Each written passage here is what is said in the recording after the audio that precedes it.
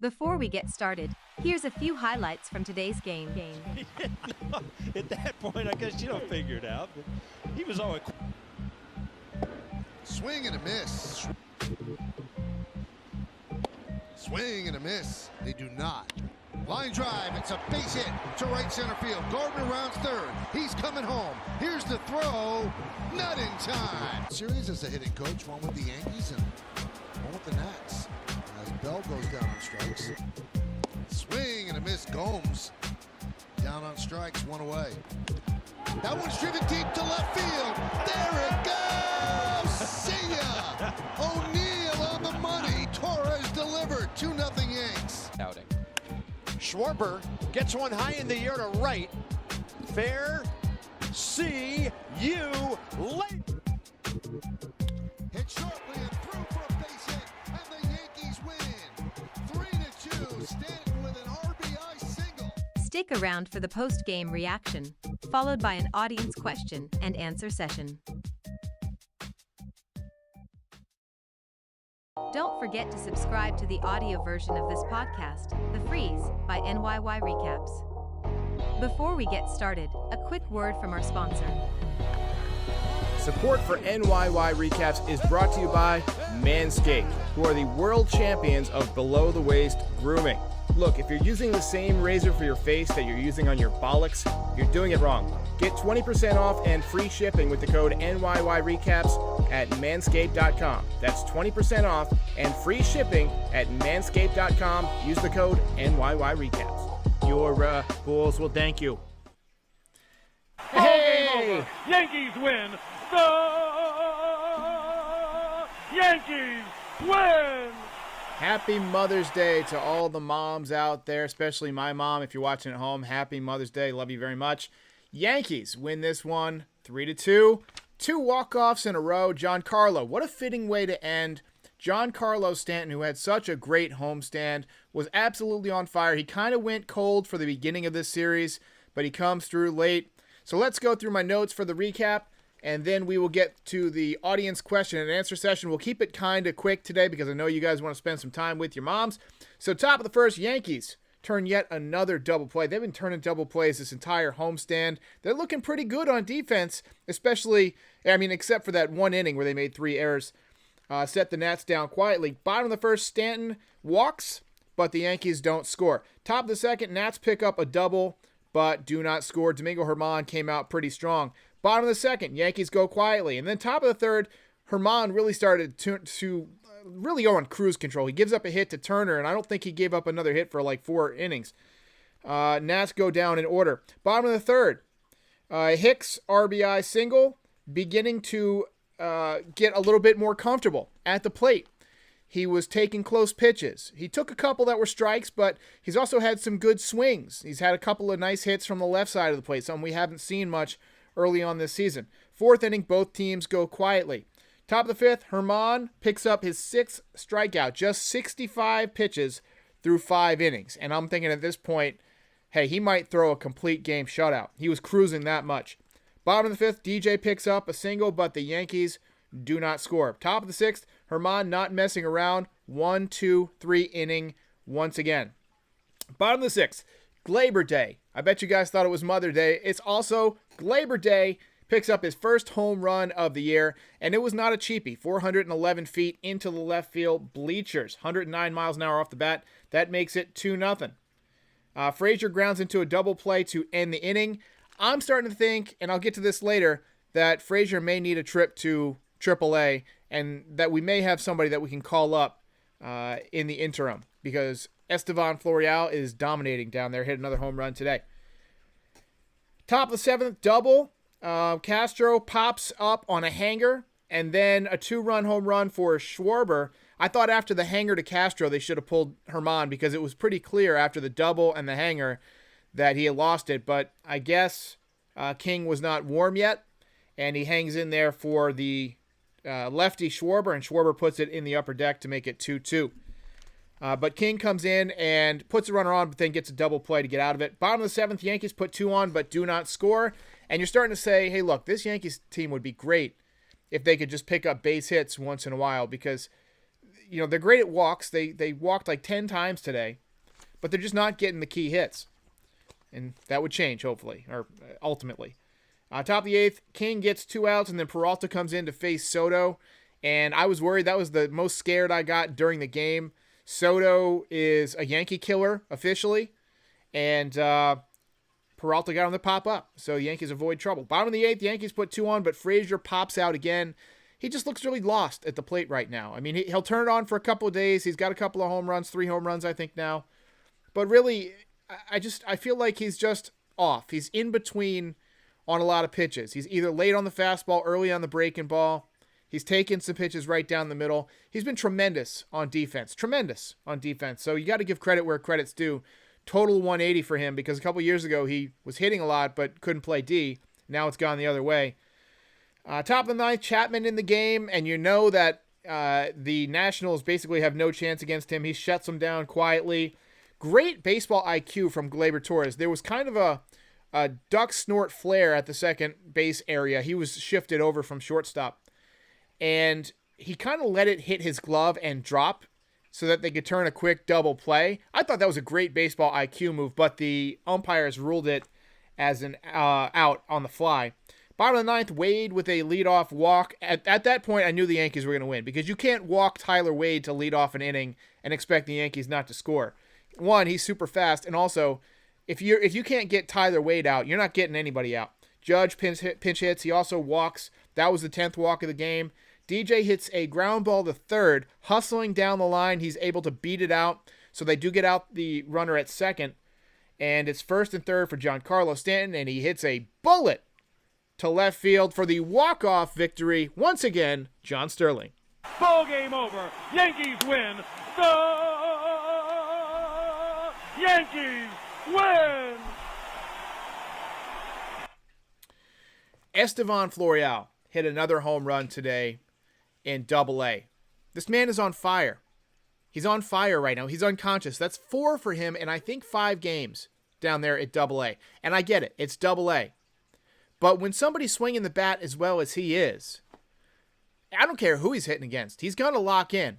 I just feel like the Yankees should take advantage of somebody being blistering hot in the organization. And also, the Yankees are very right-handed heavy. Give Clint Frazier 10 days in AAA to work it out and have him come back on a hot streak. Let him go down there, get some hits off of some easy pitchers, kind of work things out, get his confidence back. That's something they used to do. Confidence is very important for baseball players. They used to send guys down when they needed a confidence boost. And I think that Clint Frazier right now needs a confidence boost. I think sending him down to AAA and calling up Estevan Florial adds a nice mix of left-handed, a nice left-handed bat to the lineup. It adds the element of speed. He's a good outfielder, so you're not losing much defensively. He's a young man. He's got fresh legs. You can play him out there on the turf without any major problems. I think Estevan Florial should be considered. He's already on the 40-man roster. He played in the major leagues last year. Call him up. Call him up this week. Let him play in Tampa Bay. Send Frazier down. Hicks also fouled the ball off of his foot. He ended up staying in the game. He drew a walk. I think he got thrown out, or the inning ended and he got stranded. I don't recall exactly how it ended up with him, but you could tell when he was on base that he was grimacing. He was in pain. He was down for a while after he hit that foul ball. I think the Yankees could use a little bit of fresh blood out there. You're not going to play Aaron Judge all 3 games on the turf. You're probably not going to play, well, you might play Giancarlo Stanton at DH all 3 games. I could see that happening. But you're not going to play Aaron Judge all 3 games. So you're going to need to mix it up. Let's get Estevan Florial up here. Hashtag bring up Florial. All right. PXNA says Odor not going to play. Yeah, I think Odor is still on the injured list for a while. Stop Hayden says, thoughts on how is Gardy looking? Got that nice double. He's been working walks and still has speed. Look, I think Brett Gardner, he's going to run into hits now and then because he's a professional baseball player. So he's going to get hits. He had a nice double to the opposite field. But for the most part, he hasn't looked great to me. His bat speed is noticeably slower. And that's the first indicator that a guy is kind of, finished. So he has looked good on defense. I'll give you that. But there was a ball in left field today that was hit out there that dropped in, I think, for a double from the Nationals. And Gardner didn't get there. And I didn't realize at the second when I was watching it live that was Gardner out there. I'm used to seeing Frazier out there. And I saw him running, and I said, oh, Frazier's lost a step today. I'd be interested to look at the StatCast metrics. In fact, we probably can look it up. Let's look at Baseball Savant. I'm going to pull up Baseball Savant, and we're going to see who's faster. We're going to see who's the better defender this year, Brett Gardner or Clint Frazier.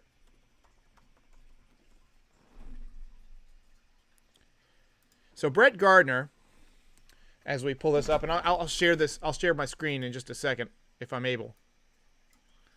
My internet may not let me because I'm streaming, so I'm streaming at 1080p.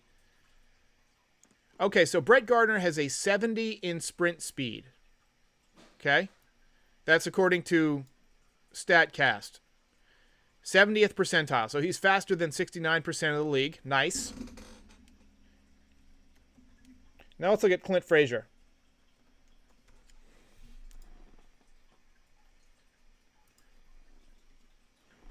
I'm confident that Clint Frazier is probably just as fast as Brett Gardner these days. So Clint Frazier, actually no, I'm wrong. Clint Frazier's sprint speed, easy for me to say, is 53rd percentile. So Brett Gardner's a little faster in the outfield, but it looked to me like he had lost a step out there. It looked to me like I thought that was Clint Frazier out there in left field. And I was like, man, he lost a step today. So, hey, look. Oh, looks like we lost picture. Hang on just a second.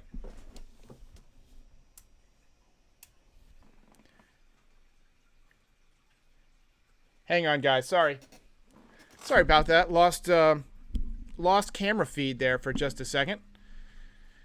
But, yeah, I just thought that Brett Gardner didn't look like Brett Gardner out there in left field. So, hey, look, I'm just on the Estevan Florial train right now. He's been red hot. I'd rather see him out there in the outfield for a few days. Just give him a shot. Youth sometimes can inject a little bit of energy into a team. Sprinting Water says, what happened to your camera? Sorry, I have a Canon EOS M50, I think. And if you stream for longer than 30 minutes, it shuts down. And so I had it streaming before the broadcast went live. And then when I switched over my screen, it shut off for a second, so I had to restart it. Sorry about that. Should be good. BB says ZOMG, Zomg, the mothership is down. We're good. Primal Gaming MC says Brett is still very fast for his age. Yeah, for his age, he is pretty fast.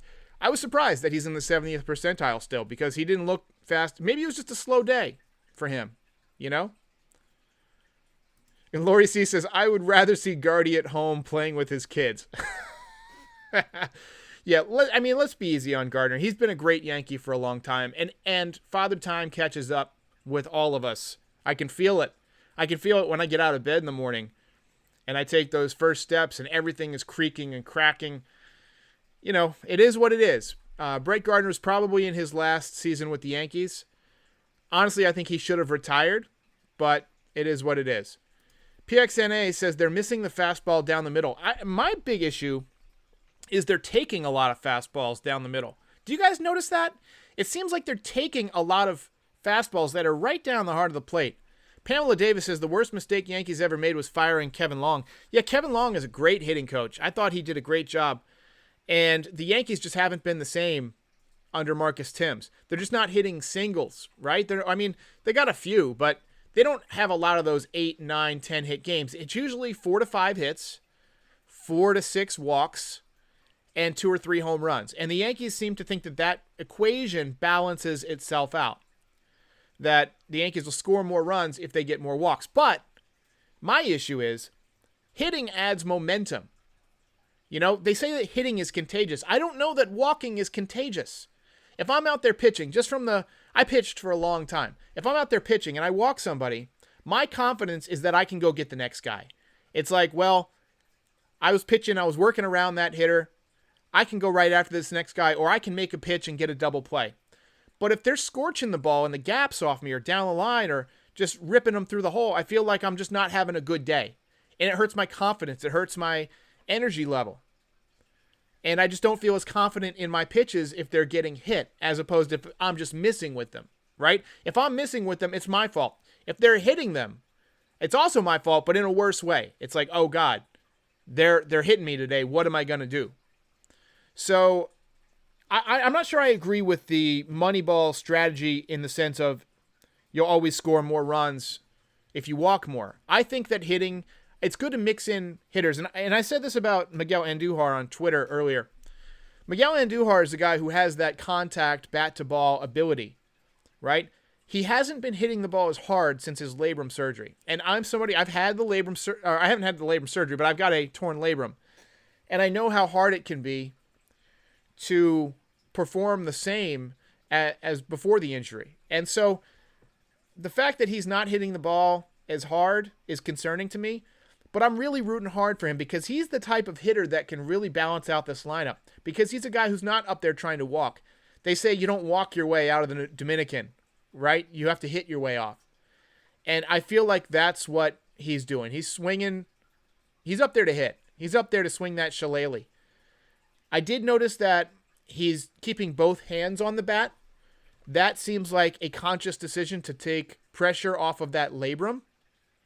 That could be something that, is helpful. Fernando Tatis Jr. is doing the same thing. Because if you look at his old swings, when Miguel Andujar would let go of the bat, he would helicopter, right? He would do one of these, and I loved it. It was beautiful. But that's harmful to your labrum. You're basically, the labrum kind of holds your shoulder together. So if you have that other hand, and you're finishing right here, you're not jerking that shoulder out of the socket quite as much. Eddie FXS07 says the real test comes against our nemesis, Tampa Bay. Yeah, Tampa Bay is a real pain in the butt. And I just hate that stadium. I hate their team. I hate their manager. And honestly, I want the Yankees to just demolish them and take their heart in game one. Score 10, 12 runs on Tuesday night and just really take their heart. All right, guys, I'm going to call it a day. Spend the day with your mom. Give your mom a call.